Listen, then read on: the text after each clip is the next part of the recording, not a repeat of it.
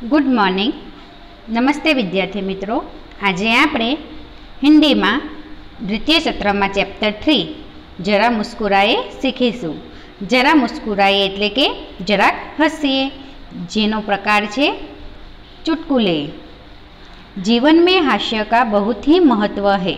हास्य जीवन के दुख को भुलाकर नई उमंग भर देता है। हंसने से हमारे स्वास्थ्य अच्छा रहता है। શું કહ્યું છે કે જીવનમાં આપણે હસવું ખૂબ જ જરૂર છે। હાસ્ય એટલે કે હસવું ખૂબ જ જરૂરી છે। આપણે હસવાથી ઘણા દુઃખો ભૂલી જઈએ છીએ અને ભૂલી પણ જવાય છે। દુઃખોમાંથી આપણે બહાર આવીએ છીએ અને કંઈક નવું કરવાની પ્રેરણા પણ મળે છે અને હસવું એ આપણા સ્વાસ્થ્ય માટે ખૂબ જ સારું છે। તમે અમુક જોયું હશે બાગમાં કસરત કરવા જાય तो लोग जोर जोर थी हसे छे, तो ये हसवानी पण शुं छे एक कसरत छे जे आपड़ा शरीर ने तंदुरुस्त राखे छे। आइए कुछ ऐसे चुटकुले पढ़े कि जो आपको मुस्कुराने के लिए मजबूर करेंगे। तो जो आ नीचे आपेला चुटकुले छे ते आपणे जोईशुं अने ए सांभळीने तमने पण हसवुं आवशे। पहेलुं, मालिक किरायेदार छे एटले के मालिक एक किराएदार एटले जे भाड़ूत होय तेने कहे छे, तुम मुझे किराया क्यों नहीं देते? तो किराएदार जवाब आपे छे, आपने ही तो कहा था इसे अपना ही घर समझना। शुं कहे छे, तमे तो कह्युं हतुं के आने तारुं ज घर समझजे एटले हूँ किरायो आपतो नथी। बीजू, सोनू का सिर फट गया। डॉक्टर सोनू से सोनू का सिर फट गया एटले एने वाग्युं छे। तो डॉक्टर सोनू ने कहे छे, यह कैसे हुआ? तो सोनू डॉक्टर ने कहे छे, मैं पत्थर से कील ठोक रहा था। एक आदमी ने मुझसे कहा, गधे कभी खोपड़ी का भी इस्तेमाल कर लिया कर। शू कहे छे, सोनू ने माथा में वागी जाय छे तो ये डॉक्टर पासे जाय छे। तो डॉक्टर सोनू ने पूछे छे कि आ केवी रीते वाग्युं? तो सोनू डॉक्टर ने शू जवाब आपे छे कि हूँ पत्थर थी कील एटले के खीली, આપણે દિવાલ ઉપર ખીલી ઠોકવી હોય તો પથ્થરથી ખીલી ઠોકીએ તો એ દિવાલની અંદર જાય ન જાય। તો એ પથ્થરથી ખીલી ઠોકતી હતી, દિવાળમાં ઠોકતો હતો।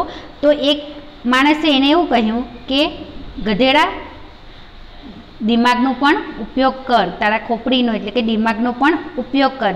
એટલે એને એવું કહેવા માંગે છે કે પથ્થરથી ખીલી દિવાલમાં જશે નહીં, એના માટે શું લેવું પડે? હથોડી લેવી પડે, બરાબર। तो एने एवुं कहे छे दिमागनो उपयोग कर। तो ए शुं करे छे, एना खोपड़ीथी एटले के एना माथाथी ज खीलाने ठोकवा लागी जाय छे, तेथी एने वागी जाय छे। जरा ऊंचा बोलो। माफ करें अंकल, इससे ऊंचा होकर मैं नहीं बोल सकता। समझायुं? पेला अंकल शुं कहे छे, थोड़ुं ऊंचेथी बोल एटले के थोड़ुं मोटेथी बोल। तो पेलो छोकरो शू करे छे, एक पर एक एक पर एक पर एक टेबल मूकी मूकीने ऊपर चढ़े छे ने बोले छे अने कहे छे के माफ करजो अंकल, हूँ हवे आनथी ऊपर नहीं जई सकूँ। एना पछी छे, डब्बू इतिहास में तुम फेल कैसे हो गए? एना पिताजी होय छे ते आ डब्बू ए छोकरानुं नाम छे, तेने कहे छे कि तू इतिहास में फेल केम थई गयो?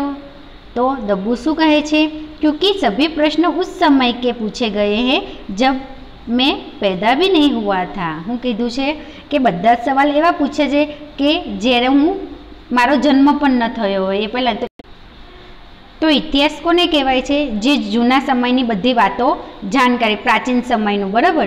तो ए ज इतिहासनो ए छे। एटले आ छोकरो एवुं कहे छे कि ज्यारे हूँ पैदा भी नहीं थयो हतो ते पहेलाना बधा सवाल मने पूछे तो मने क्यांथी आवडे, एवुं कहे छे। पछी छे मुन्ना, तेना पप्पा ने कहे छे, पापा कल मैंने रात के 1:30 बजे तक पढ़ाई की। शू कहे छे कि काले मैं रातना 1:30 एटले के रातना 1:30 वागे 1:30 सुधी अभ्यास कर्यो। पिता कहे, शाबाश बेटे, लेकिन रात को 11 बजे के बाद तो सारे मोहल्ले की लाइट चली गई थी। एटले एना पप्पा के सरस बेटा, परंतु रातना 11 वाग्या पछी तो आखा मोहल्लानी लाइट चली गई हती। मुन्ना, सच? मैं तो पढ़ने में इतना मग्न था कि मुझे पता ही नहीं चला। पछी छोकरो कहे छे के साचुं मने तो खबर ज नहीं पड़ी लाइट चाली गई तो हूँ तो एटलो भणवामां मजदूर थई गयो हतो एम। परंतु शुं होय ए छोकरो जूठुं बोलतो होय, बराबर, सूतेलो होय एटले एवुं जूठुं बोली दे के मने खबर नथी। हवे अहींया चित्रमां छे ते जो डाकखाना। मैं डाकखाने जा रहा हूँ। छोकरो कहे छे मैं डाकखाने जा रहा हूँ। ही कितना भूखा है, कागज पत्र भी खा जा रहा है। तो शू कहे छे के कितलो भूखो छे के कागज पत्र भी खा जाता है। डाक खाने जा रहा, डाक एटले कागज, खाने एटले जमवानुं, जा रहा हूँ एटले के खाई रह्यो छे। डाक खाने एटले अहीं छे पोस्ट ऑफिस। त्यारे पेला भाई शू समझे छे के कागज खाई जवानुं कहे छे, बराबर। तो हवे साथे साथे आपणे अभ्यास पण जोईशुं। प्रश्न 1, सामयिकों अखबार में से चुटकुले पढ़िए और कक्षा में सुनाइए। आपने जो चुटकुले सुनाए या पढ़े हो उन्हें लिखिए। शू कह्युं छे, पेपर में आवे छे, खबर ने पूर्तिओ आवे एमां चुटकुले आप्या छे तो ए तमारे वांचवाना अने क्लास में संभळाववाना छे अने नोट में लखवाना पण छे। तो तमारे अहीं चोपड़ी में आपेला छे एना सिवायना कोईपण 5 चुटकुले तमारे लखवाना रहेशे। गुजराती में नहीं लखवाना, हिंदी में ज लखवानुं रहेशे। प्रश्न 2, निम्नलिखित परिच्छेद में से मुहावरे ढूंढिए और उनके अर्थ देकर वाक्य में प्रयोग कीजिए। नीचे जे आपेलो छे पेरेग्राफ एमांथी शुं करवानुं छे, आपणे मुहावरा शोधवाना छे अने तेनो अर्थ पण लखीने वाक्य में प्रयोग करवानो छे। तो हूँ तमने जे जे अंडरलाइन करीने मुहावरा बताऊं छूं ए तमारे जोवाना छे अने नोट में अर्थ साथे वाक्य बनावीने लखवाना छे। अर्थ हूँ तमने अहीं कहीश। रमेश पढ़ाई में होशियार लड़का है, इसीलिए रमेश पिताजी की आंखों का तारा है। तो तमारे आँखों का तारा है ए शू छे, मुहावरा। एटले तमारे लखवानुं आँखों का तारा, तो एनो अर्थ थशे बहुत प्यारा। आँखों का तारा एटले के बहुत प्यारा। वाक्य तमारे बनाववानुं छे। एक उदाहरण तरीके हूँ बोली जाऊँ छूं, गौरव अपनी माँ की आँखों का तारा है। इस साल रमेश ने कमर कसके परीक्षा की तैयारी की थी। कमर कसना आ शू छे, मुहावरो। कमर कसना एटले अच्छी तरह तैयार होना। वाक्य तमारे जाते बनावानुं रहेशे। जब वह परीक्षा देने गया तो उसका ईद का चांद मित्र महेश का नंबर भी उसके नज़दीक था। ईद का चांद ए मुहावरो छे। ईद का चांद एटले के बहुत दिन बाद मिलना। जेवी रीते ईदनो चांद बहु दिवस पछी निकळे तेवी ज रीते के बहु दिवस पछी एनो मित्र महेश मळ्यो, जे एज क्लास में नंबर आव्यो हतो। महेश आस्तीन का सांप निकला और वह अध्यापक की नज़र चुरा के रमेश की कापी में से नकल कर रहा था। शू आवशे, आस्तीन का सांप। आस्तीन का सांप एटले के कपटी मित्र, मित्र बनकर शत्रु जैसा व्यवहार करना। उस वक्त अध्यापक ने देखा और वे आग बबूला हो गए। आग बबूला एटले के बहुत क्रोधित होना। आग बबूला होना एटले बहुत क्रोधित होना। अहीं एक बीजो पण मुहावरो छे, नज़र चुराना एटले के किसी का ध्यान न जाए इस तरह से काम करना। नज़र चुराना एटले के किसी का ध्यान न जाए इस तरह काम करना। आग बबूला एटले के बहुत क्रोधित होना। हवे आ 6 मुहावराना अर्थ अने वाक्यमां प्रयोग तमारे नोटमां करवाना रहेशे। प्रश्न 3, रेखांकित शब्दों के लिंग बदलकर वाक्य फिर से लिखिए। लिंग बदलवानुं छे, बराबर। दादाजी छे तो शुं थशे, दादी। परंतु आखुं वाक्य फरीथी लखवानुं छे। जेम के मेरे दादाजी यात्रा पर गए हैं, तो तमारे शुं लखवानुं, मेरी दादी जी यात्रा पर गई है। जो लिंग बदलाई जाए एटले आखी वाक्यनी रचना बदलाई जशे। एक आदमी ने मुझसे कहा तो शुं आवशे? एक औरत ने मुझसे कहा। त्रीजो, लेखक कहानी लिख रहा है, लेखिका कहानी लिख रही है। मेरी मालकिन का स्वभाव बहुत अच्छा है, तो जवाब आवशे मेरे मालिक का स्वभाव बहुत अच्छा है। पांचवों, बारिश को देखकर मोर नाचने लगा। बारिश को देखकर मोरनी नाचने लगी। छठा, जंगल में शेरनी दहाड़ रही है, तो जंगल में शेर दहाड़ रहा है। सेठ दुकान में बैठे हैं, सेठानी दुकान में बैठी है। अध्यापक पढ़ रहे हैं, अध्यापिका पढ़ रही है। पंडित रामायण सुनाने लगे, पंडिताइन रामायण सुनाने लगी। लड़का दुकान के पास खड़ा है, लड़की दुकान के पास खड़ी है।